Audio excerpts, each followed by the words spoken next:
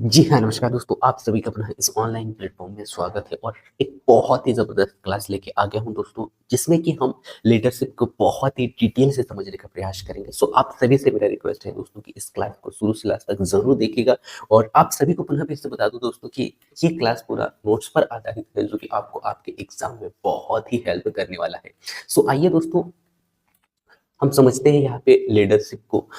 यदि मैं कुछ इम्पोर्टेंट या कुछ महत्वपूर्ण पॉइंटों के आधार पर लीडरशिप के बारे में बताऊं दोस्तों, सो आपको यहाँ पे समझ में आएगा कि लीडरशिप क्या होती है। यह किसी स्थिति में निर्दिष्ट लक्ष्यों की प्राप्ति के लिए स्वेच्छा से काम करने के लिए या फिर अन्य लोगों के व्यवहार को प्रभावित करने के लिए जो प्रक्रिया जो किया जाता है, उसे हम क्या कहते हैं, लीडरशिप कहते हैं। ठीक है, सो इसको मैं पुनः रिपीट करता हूँ कि यह किसी स्थिति में निर्दिष्ट कार्य की प्राप्ति के लिए स्वेच्छा से काम करने के लिए या फिर अन्य लोगों के व्यवहार को प्रभावित करने के लिए किया गया एक प्रक्रिया है। ठीक है, जिसे हम क्या कहते हैं, लीडरशिप कहते हैं। ठीक है, सो लीडरशिप के कुछ महत्वपूर्ण लक्षण भी हम यहाँ पे देख लेते हैं दोस्तों, जो कि नेतृत्व के लक्षण के आधार पर हमें देखने को मिलते हैं। सो पहला जो लक्षण आपको देखने को मिलेगा दोस्तों, वो देखने को मिलेगा कि किसी व्यक्ति को प्रभावित करने की योग्यता को दर्शाता है। तो हम कह सकते हैं कि उसके अंदर जो है लीडरशिप की भावना है। ठीक है, इसके बाद में नेक्स्ट अगला पॉइंट आप यहाँ पे देख पा रहे होंगे दोस्तों कि किसी व्यक्ति को प्रभावित करने की योग्यता को दर्शाता है। ठीक है, सो यहाँ पे डबल पॉइंट हो गया है। ठीक है, यानी कि किसी व्यक्ति को प्रभावित करने, यानी किसी व्यक्ति को प्रभावित करने की योग्यता को दर्शाता है। ठीक है, सो सेकंड थर्ड आप यहाँ पे देख पा रहे होंगे, नेतृत्व और नेता तथा अनुयायियों के मध्य पारस्परिक संबंधों को बताता है। तो हम कह सकते हैं ये गुण यदि पाए जाते हैं तो कहीं ना कहीं उसमें लीडरशिप की भावना या लीडरशिप के गुण उनमें है, ये हम समझ सकते हैं। इसके बाद में नेक्स्ट अगला आप यहाँ पे देख पा रहे होंगे दोस्तों, जो कि लक्ष्यों को प्राप्त करने के लिए यानी कि लक्ष्यों को प्राप्त करने में मदद कर रहा है। सो उसमें हम कह सकते हैं कि हाँ, इसमें लीडरशिप के गुण हैं। ठीक है, सो यहाँ पे मुख्य रूप से यदि हम नेतृत्व के लक्षण के आधार पर देखें दोस्तों, सो तीन पॉइंट आप यहाँ से निकल के सामने आता है। पहले तो किसी व्यक्ति को प्रभावित करने की योग्यता को दर्शाता है। सो हम कह सकते हैं जी हाँ, ये सही है लीडरशिप के आधार पर। इसके बाद में नेक्स्ट अगला यदि आपको याद रखना है कि नेतृत्व यानी कि नेता या अनुयायी के मध्य पारस्परिक संबंधों को बताता है। इसके बाद में लक्ष्यों को प्राप्त करने में मदद करता है। सो हम कह सकते हैं ये नेतृत्वता के इनके लक्षण हैं, यानी कि लीडरशिपता के गुण यहाँ पे कहने के दर्शा रहे हैं। ठीक है, इसके बाद में नेक्स्ट कुछ महत्वपूर्ण फैक्ट देखते हैं दोस्तों, जो कि विभिन्न लेखकों ने अलग-अलग मतों के आधार पर उन्होंने अलग-अलग आधार पर वर्गीकृत किया है, अलग-अलग परिभाषित किया है, हम ये कह सकते हैं। सो एक-एक पॉइंट पे हम नज़र डालते हैं। यहीं पे यदि मैं बात करूँ दोस्तों, जॉर्ज टेरी की, सो जॉर्ज टेरी महोदय कहते हैं कि नेतृत्व एक प्रक्रिया है, यानी कि व्यक्ति को प्रभावित करने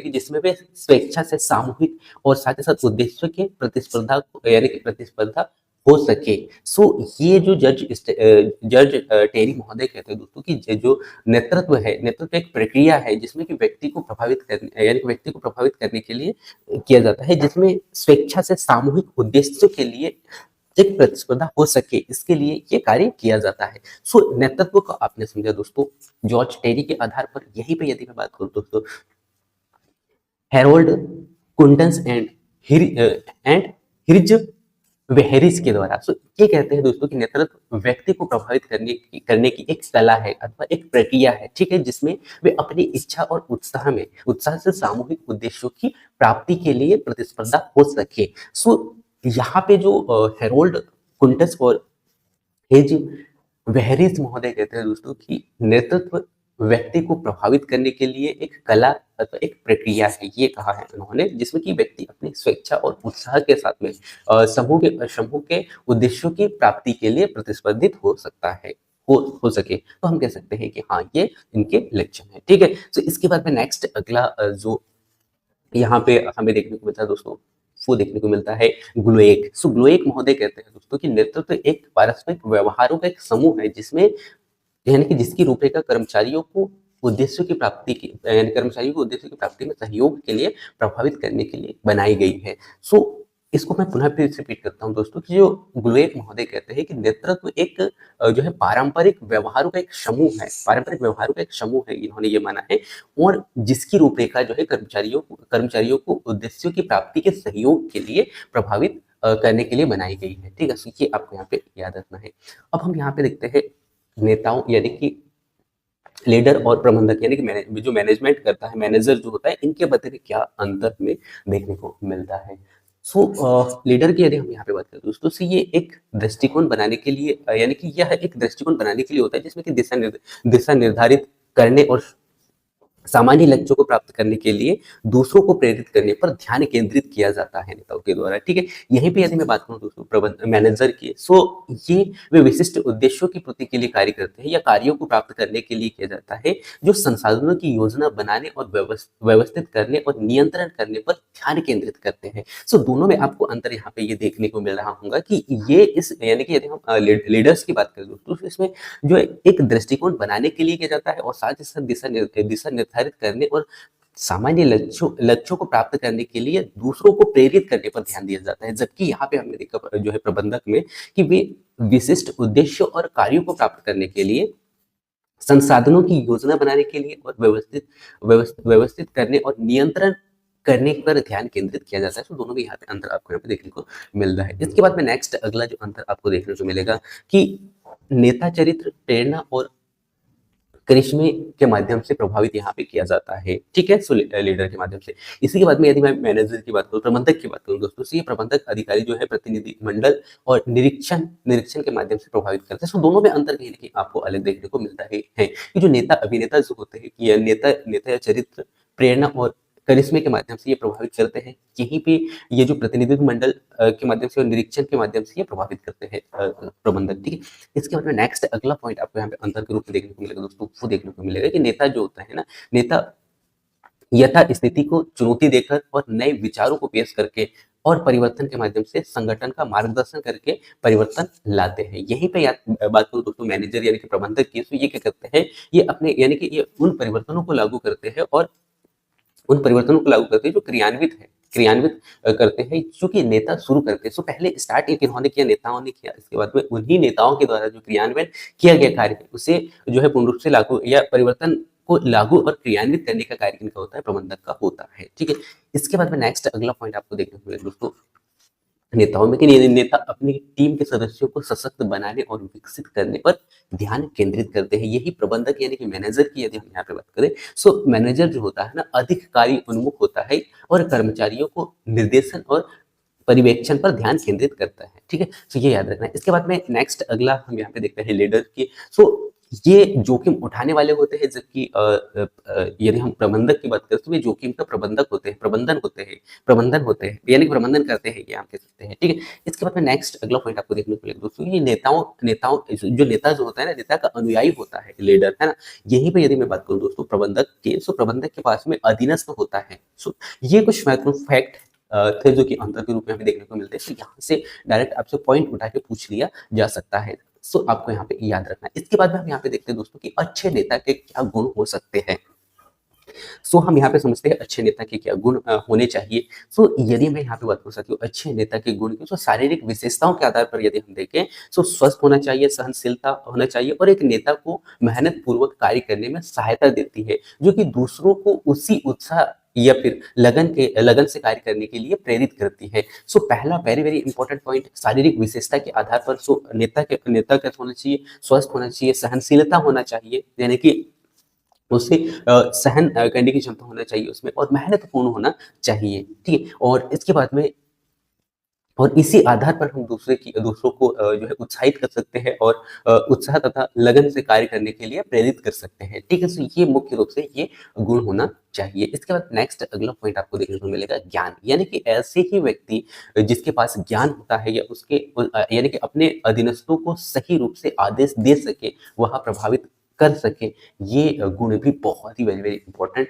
भूमिका निभाते हैं। ठीक है, सो पहला तो स्वस्थ के आधार पर हमने देखा कि जो है स्वस्थ होना चाहिए नेता, और उसके बाद में सहनशीलता के जो गुण है या सहनशीलता की भावना है वो होना चाहिए। इसके बाद में मेहनत पूर्वक कार्य को करने वाला हो, जिससे कि वो दूसरों को प्रेरित कर सके उसी आधार पर। नेक्स्ट अगला पॉइंट हमने देखा कि ज्ञान, यानी कि व्यक्ति इतना ज्ञानवान हो या इतने नॉलेज रखता हो जो कि अपने जो कर्मचारी है उनको सही तरीके से आदेश दे सके और उन्हें प्रभावित कर सके। सो ये कुछ महत्वपूर्ण फैक्ट है।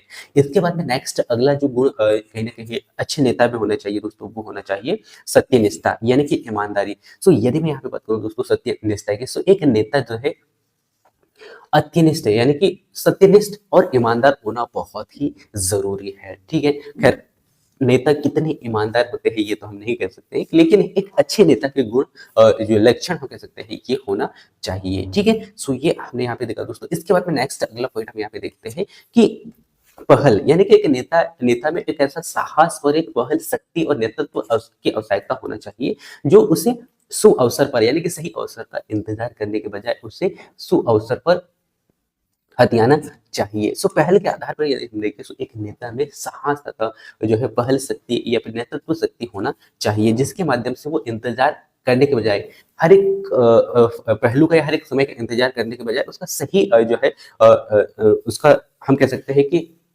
समाधान निकाल सके। सो ये जो है एक अच्छे नेता में होना चाहिए। इसके बाद में नेक्स्ट अगला पॉइंट हम यहाँ पे देखते हैं दोस्तों, 5वें नंबर पे संप्रेषण कौशल, यानी कि एक नेता में अच्छे संप्रेषण कौशल के साथ अच्छा श्रोता, अच्छा शिक्षक, अच्छा परामर्श, अच्छा विश्वसनीय भी होना चाहिए। ठीक है, संप्रेषक मतलब हम कह सकते हैं कि यदि नेता में ये गुण यानी कि संप्रेषण के कौशल के गुण यदि है तो कहीं ना कहीं नेता में जो है अच्छे श्रोता के आधार पर वो अपने व्यवहार को प्रदर्शित करेगा, अच्छे शिक्षक के आधार पर जो है लोगों को जो है अच्छे से यानी कि अपनी बातों को रखेगा और उन्हें जो अपनी ओर आकर्षित करेगा, कहीं ना कहीं लोगों को मोटिवेट करेगा। यहीं पे यदि हम बात करें परामर्श की, तो कहीं ना कहीं जो है ये संप्रेषण के गुण अच्छे होंगे तो कहीं ना कहीं लोगों को अच्छा परामर्श भी दे पाएगा। ठीक है, संप्रेषण कौशल के आधार पर ये फैक्ट आपको याद रखना है दोस्तों। इसके बाद में नेक्स्ट अगला जो पॉइंट हमें देखने को मिलता है वो देखने को मिलता है अभिप्रेरणा कौशल। सो इस अभिप्रेरणा कौशल की यदि हम बात करें दोस्तों, तो इसमें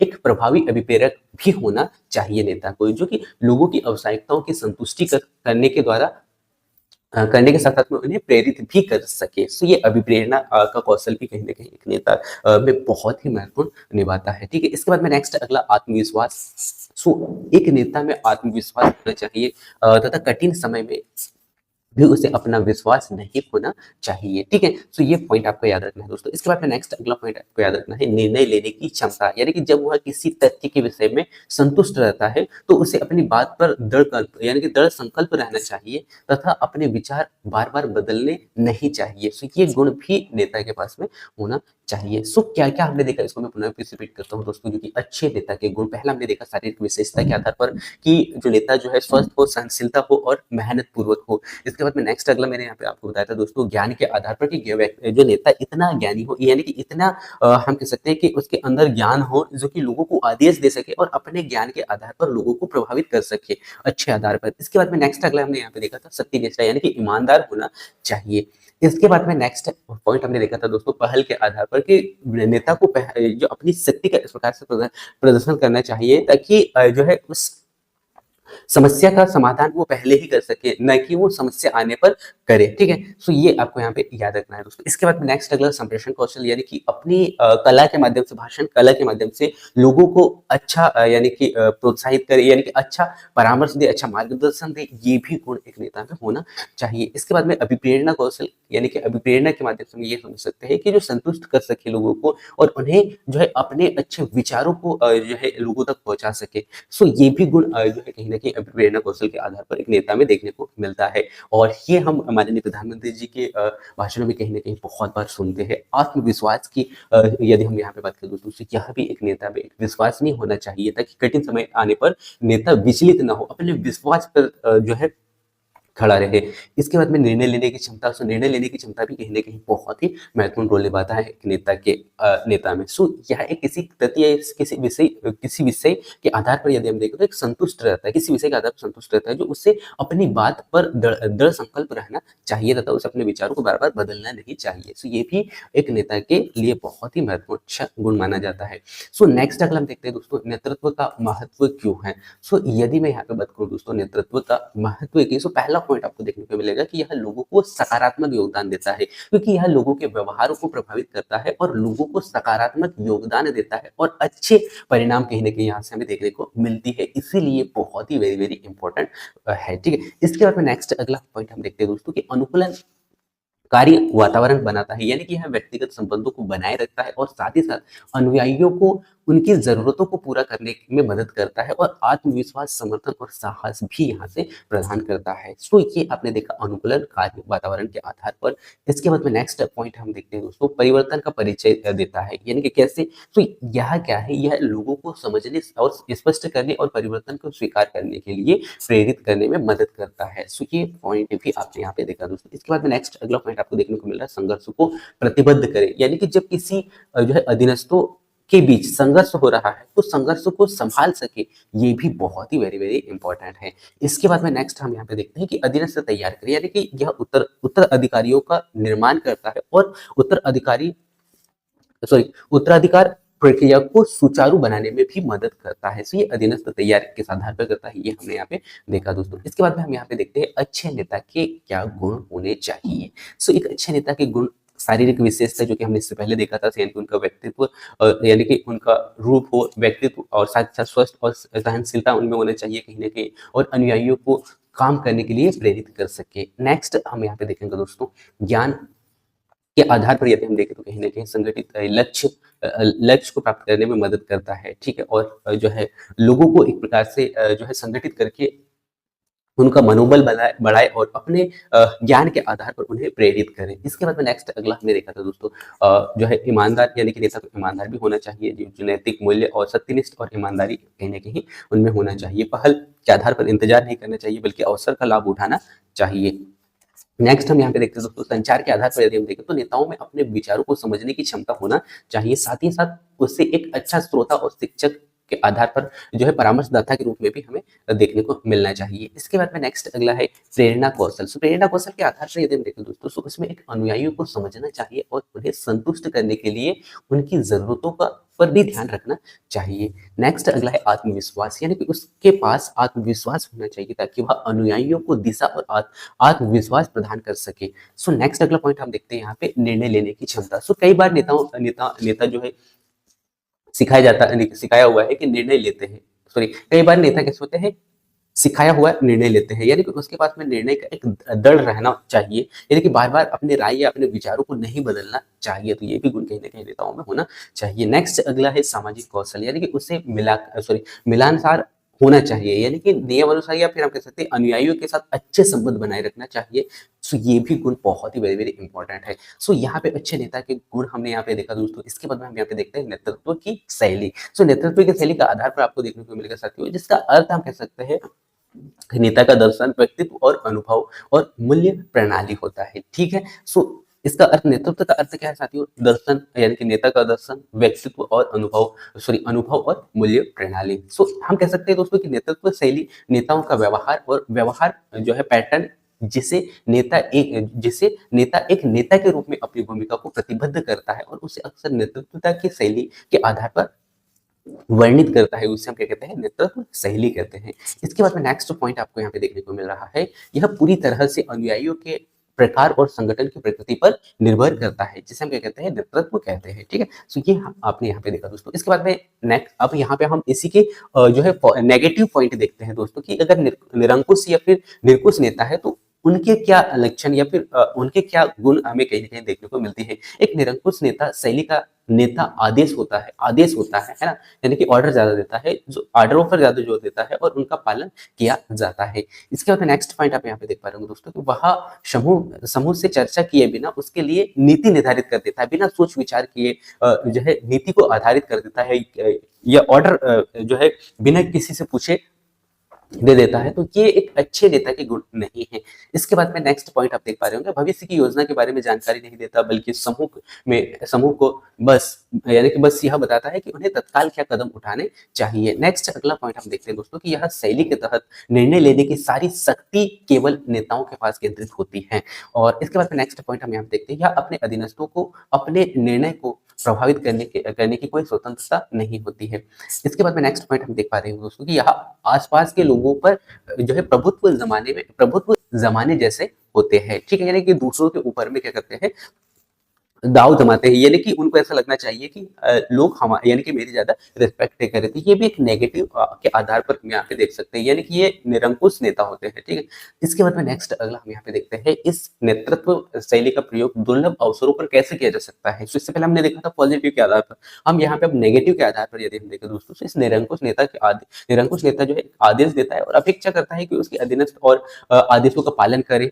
इसके बाद में यहाँ प्रबंधक एक शैली अनुकरण करता रहता है और साथ ही साथ संचार केवल एक तरफ होगा और अधीनस्थ केवल प्रबंधक द्वारा दिए गए आदेशों के अनुसार कार्य करना चाहिए।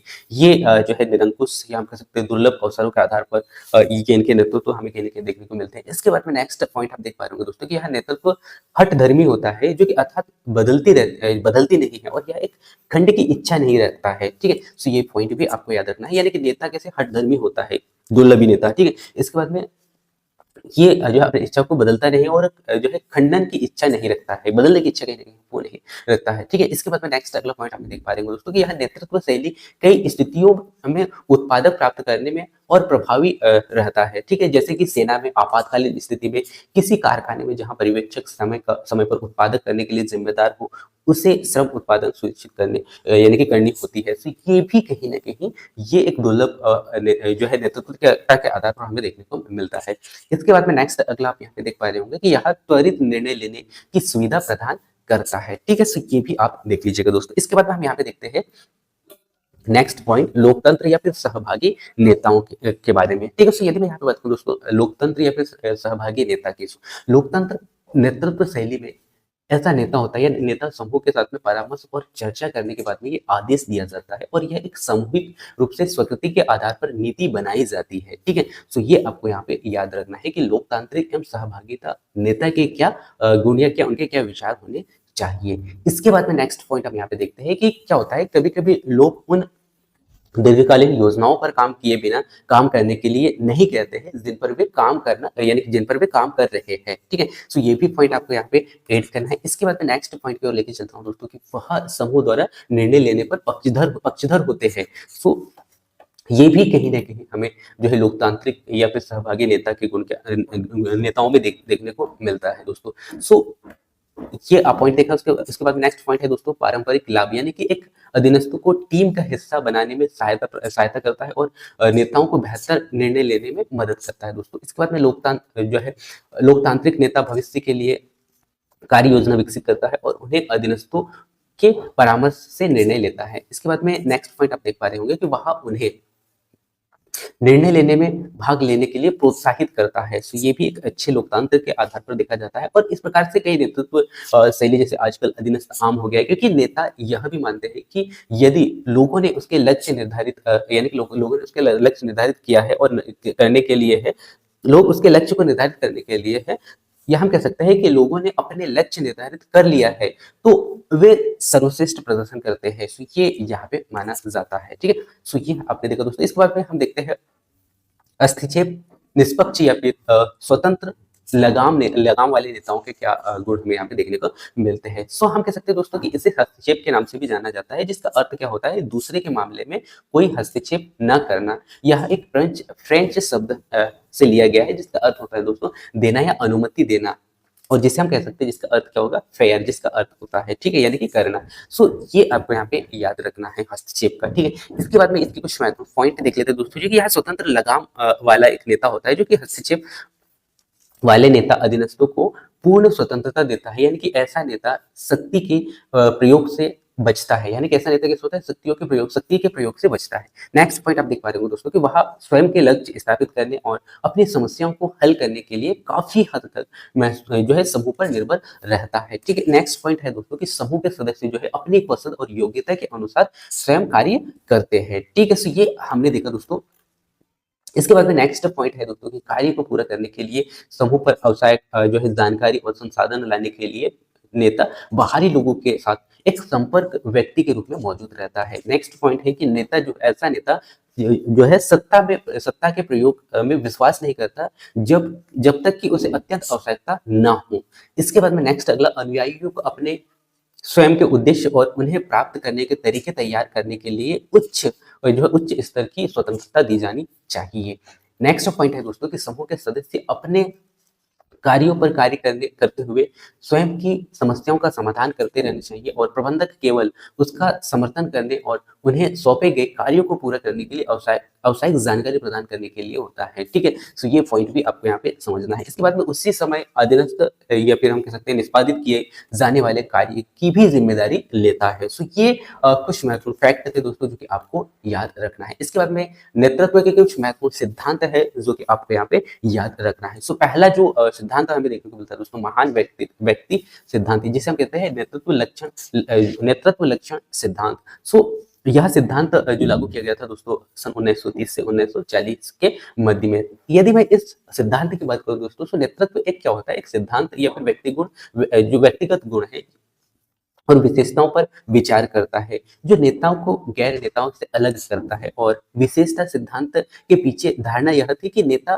पैदा होते हैं, बनाए जाते हैं, और इस अवधारणा को लोकप्रिय रूप से नेतृत्व के महान व्यक्ति सिद्धांत के रूप में जाना जाता है। ठीक है, सो यहाँ पे देखा दोस्तों आपने कि नेतृत्व एक सिद्धांत व्यक्तिगत गुण या फिर विशेषताओं पर विचार करता है जो कि नेता और गैर नेताओं से अलग करता है। ठीक है, और विशेषता सिद्धांत के पीछे धारणा थी कि क्या थी दोस्तों कि नेता पैदा होते हैं, बनाए जाते हैं, और इस धारणा में जो है लोकप्रिय रूप में नेतृत्व के एक महान व्यक्ति सिद्धांत के रूप में जाना जाता है। ठीक है, तो ये भी आपको यहाँ पे याद रखना है। और यह सिद्धांत मूल रूप से सन 1949 में जो है थॉमस क्लाई के द्वारा प्रस्तावित किया गया था। और सिद्धांत के पीछे कुछ धारणाएं थी कि महान नेता तब उभरेंगे जब बहुत आवश्यक होगा। सो ये पॉइंट भी आपको याद रखना है। इसके बाद में नेक्स्ट पॉइंट है दोस्तों कि यह सिद्धांत यह मानती है कि एक नेता बुद्धिमान, दृढ़ता और महत्वाकांक्षा जैसे जो है व्यक्तित्व गुण के मामले में औसत व्यक्ति से कैसे होना चाहिए, भिन्न होना चाहिए। ठीक है, इसके बाद में नेक्स्ट पॉइंट आप देख पा रहे होंगे कि जो सन 1974 में स्टोगोल्डिन ने कुछ गुण और कौशलों की पहचान की थी दोस्तों जो कि एक नेता के लिए आवश्यक होते हैं और जो इस प्रकार के होते हैं, जैसे कि ये इसमें पूरा दिया गया है। ठीक है, सो ये आप देख लीजिएगा दोस्तों। ठीक है, सो ये कुछ महत्वपूर्ण फैक्ट थे दोस्तों जो कि आपको याद रखना है। इसके बाद में नेक्स्ट अगला है व्यवहार सिद्धांत, जो कि व्यवहार सिद्धांत भी सन 1940 से 50 के मध्य में कहीं ना कहीं हमें देखने को मिला था। और नेतृत्व का पहला और सबसे महत्वपूर्ण अध्ययन मनोवैज्ञानिक जो है कर्ट लेविन ने किया था और सन 1939 में ये किया गया था। ठीक है, और इस नेतृत्व में विभिन्न शैलियों की पहचान की गई और जिसमें कि निरंकुश, लोकतंत्र और हस्तक्षेप जैसे नेतृत्व के जो पॉइंट है यहाँ पे हमें देखने को मिले थे। इसके बाद में व्यवहार सिद्धांत मानते हैं कि नेताओं के विशिष्ट व्यवहार पैटर्न को सीखने और अनुभव के माध्यम से प्राप्त किए जा सकते हैं दोस्तों। और व्यवहार संबंधित सिद्धांत जो है नेता क्या क्या करते हैं पर ध्यान केंद्रित किया जाता है। ठीक है, सो ये भी आपको याद रखना है। सो नेक्स्ट अगला सिद्धांत आपको देखने को मिलेगा दोस्तों, वो देखने को मिलेगा आकस्मिकता स्थितिजन्य सिद्धांत। ये क्या है दोस्तों? सो इसमें किसी नेता की सफलता केवल उनके गुण व्यवहार पर निर्भर नहीं करता है, बल्कि वह संदर्भ जिसमें एक नेता अपने कौशल, लक्ष्य, व्यवहार को प्रदर्शित करता है। और यह मायना रखता है क्योंकि कार्य करने की एक ऐसी शैली होती है जिसमें विभिन्न स्थितियों के लिए उपयुक्त नहीं हो सकती है, और इस प्रकार नेतृत्व की प्रभावशाली जो है परिस्थितियों पर भी निर्भर करती है। और कई शोध अध्ययन किए गए जब एक ही नेतृत्व शैली के साथ अलग अलग परिस्थितियों में असंगत जो है परिणामों के कारण एक विलक्षण करते हैं, तो उन्हें स्थितिजन्य चर्य पर अपना ध्यान केंद्रित किया जाता है दोस्तों। और यह सिद्धांत नेतृत्व का एक जो है परिस्थितिजन्य चर, जैसे कि नेता हो गया, अनुयायी, कार्य की स्थिति या पर्यावरण आदि के बीच में एक गतिशील बातचीत के संदर्भ को देखता है। ठीक है, ये पॉइंट भी आपको याद रखना है, आकस्मिक स्थितिजन्य सिद्धांत। ठीक है, इसके बाद में नेक्स्ट अगला नेतृत्व का लेन देन संबंधित कुछ महत्वपूर्ण फैक्ट हम यहाँ पे देख लेते हैं। सो ये सिद्धांत सन 1970 के दशक लगभग में हमें देखने को मिला था, और ये नेतृत्व के लेन देन का सिद्धांत माना जाता है दोस्तों सन 1947 में मैक्स वेबर द्वारा चर्चा में ये आया था, और बाद में सन 1981 में बर्नार्ड एम बॉस द्वारा ये विकसित किया गया था। और ऐसी कई धारणाएं हैं जो कि लेन देन सिद्धांतों को रेखांकित करती है और जो कि इस प्रकार से आपको देखने को मिलेगा, जिसमें कि पहला पॉइंट है, जब आदेश की श्रृंखला निश्चित हो और स्पष्ट हो तो लोग अपना सर्वश्रेष्ठ प्रदर्शन करते हैं। ठीक है, सो ये पॉइंट याद रखना है। इसके बाद में जो है कार्यकर्ता पुरस्कार और दंड से प्रेरित होते हैं। नेक्स्ट पॉइंट आपको देखना है कि नेता के निर्देशों और आदेशों का पालन करना अनुयायियों का प्राथमिक लक्ष्य होता है। नेक्स्ट पॉइंट है दोस्तों कि जो अनुचित सॉरी अनिश्चित निश्चित करने यानी कि सुनिश्चित करने के लिए अपेक्षा पूरी हो और साथ ही साथ अधीनस्थों की सावधानीपूर्वक निगरानी की जानी चाहिए। नेतृत्व में लेन-देन सिद्धांतों के तहत नेता भूमिका और कार्य की आवश्यकताओं को स्पष्ट करने और अपने अनुयायियों को स्थापित लक्ष्यों की दिशा में मार्गदर्शन के द्वारा प्रेरित भी किया जाना चाहिए। ठीक है, तो ये पॉइंट आपने देखा दोस्तों। इसके बाद में नेक्स्ट हम देखते हैं लेन-देन करने वाले नेताओं की कुछ विशेषताएं जो आपको देखने को मिलता है, जिसमें कि आकस्मिक पुरस्कार यानी कि नेता संगठन के लक्ष्यों को पुरस्कार से जोड़ता है और स्पष्ट रूप से अपेक्षाओं से निर्देशित करता है और आवश्यक संसाधन प्रदान करता है और अधीनस्थों के लिए स्मार्ट लक्ष्य भी निर्धारित करता है। तो ये लेन-देन के आधार पर जो है एक नेता की विशेषता होती है दोस्तों। इसके बाद में नेक्स्ट हम यहाँ पे देखते हैं अपवाद द्वारा प्रबंधन, यानी कि नेता सक्रिय रूप से अधीनस्थों के प्रदर्शन की निगरानी करता है और नियमों और मानकों के विचलन पर नजर रखता है और खोजता है और गलतियों को रोकने के लिए सुधारात्मक कार्रवाई भी करता है। ठीक है, इसके बाद में नेक्स्ट पॉइंट है दोस्तों की लाइसेज फेयर। इसमें नेता जो है अधीनस्थों को एक ऐसा वातावरण प्रदान करता है जहां से निर्णय ले सकते हैं और लेन देन वाले नेता अत्यधिक जो है निर्देशात्मक और कार्य उन्मुख होते हैं दोस्तों, जो कि अनुयायियों के साथ अपने संबंध क्षण भंगुर होते हैं और भावनात्मक बंधन पर आधारित नहीं होते हैं। ठीक है, तो ये भी फैक्ट आपको यहाँ पे याद रखना है दोस्तों। इसके बाद हम यहाँ पे देख लेते हैं नेतृत्व का परिवर्तनकारी सिद्धांत। सो नेतृत्व का परिवर्तनकारी सिद्धांत क्या है दोस्तों? यह एक ऐसा नेता होता है जिसमें कि अपने अनुयायियों को संगठन की भलाई के लिए अपने स्वार्थों से ऊपर उठने के लिए प्रेरित करता है और परिवर्तन जो नेक्स्ट अगला पॉइंट देखने को मिल रहा है कि परिवर्तनकारी नेता जो है अनुयायियों की विकासात्मक आवश्यकताओं और चिंताओं पर ध्यान केंद्रित करता है और साथ ही साथ अनुयायियों को निगरानी और समस्याओं के लिए एक नया दृष्टिकोण देने के लिए प्रेरित करता है और इस प्रकार अनुयायियों को नया दृष्टिकोण देकर संगठन के लक्ष्य की प्राप्ति के लिए प्रेरित करता है। ठीक है, सो ये फैक्ट भी आपको यहाँ पे याद रखना है दोस्तों। ठीक है, सो यहाँ पे हमने पूरा जो है लीडरशिप को समझने का प्रयास किया, जहां से पॉइंट बन सकते थे दोस्तों उन सभी को हमने यहाँ पे देखा। सो मैं उम्मीद करता हूँ कि आपने इस क्लास को बहुत ही अच्छा से देखा होगा और इसका कंप्लीट पीडीएफ आपको इस वीडियो के डिस्क्रिप्शन में मिल जाएगा, वहां से जाकर आप डाउनलोड करके पुनः इसका रिविजन कर सकते हैं दोस्तों। So thank you so much दोस्तों, और ऐसी क्लासेस इस चैनल के माध्यम से आप लोगों तक पहुंचाए जा रहे हैं। सो उन क्लासेसों को भी आप देखिएगा, क्योंकि इससे पहले जो क्लास अपलोड किया गया था उसका भी पीडीएफ और पूरा क्लास बहुत ही अच्छे से एक्सप्लेन करके बताया गया है। सो वो क्लास भी आप जरूर देखिएगा। So thank you so much, मिलते हैं नेक्स्ट क्लास में, तब तक जय हिंद।